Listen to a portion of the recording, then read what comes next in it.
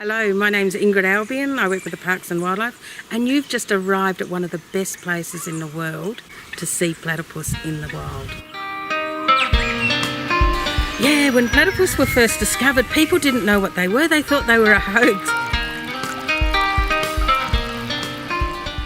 Can you imagine back when, in the 1800s, they're sitting in a museum in England, and all the scientists are getting all these special things sent back to them from all over the world, and they'd open up the package and they'd get it out, and it'd be a little bird and have feathers on it and it lays eggs, and they could put it in the bird group. They're very confident, and they get a little animal and it's got fur, it's got teeth, it has live young, it's got mammary glands, it's a mammal. And then suddenly they get this animal, they open it up, and inside there's an animal that's got the beak of a bird and the fur of a mammal, and it's built to look a bit like a reptile, and it lays eggs, and they didn't know where to put it. What group do you put this in?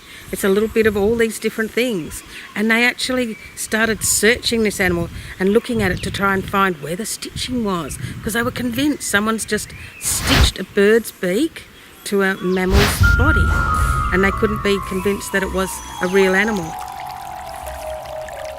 Imagine people sending hoaxes around cyberspace these days. Well, this was the big hoaxes in those days, where scientists thought it was quite funny maybe to pretend there was a mermaid, so they get a monkey head and stitch it onto a fish's body. Oh look, we found a mermaid. So they just thought this was another hoax. Platypus are really amazing because all animals have got eyes and ears and nose to see, hear and smell, but platypus close their eyes, their ears and their nose, and they dive underwater and they're looking for food, so they can't see, hear or smell anything. What they use is the bill, and they use that to pick up electrical currents of their food swimming around.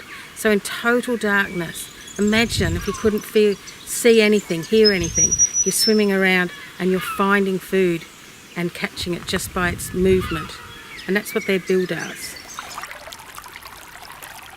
People think of a duckbill as being really hard, and they're called a duckbill platypus, but it's not really hard at all.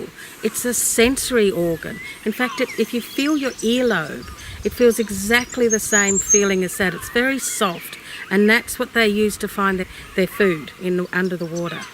So it's very interesting. Everything about them defies imagination.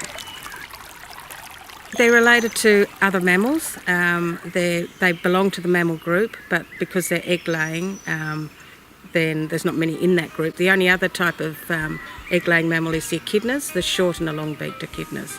We're lucky to have 2 of the 3 egg-laying mammals in the world living right here.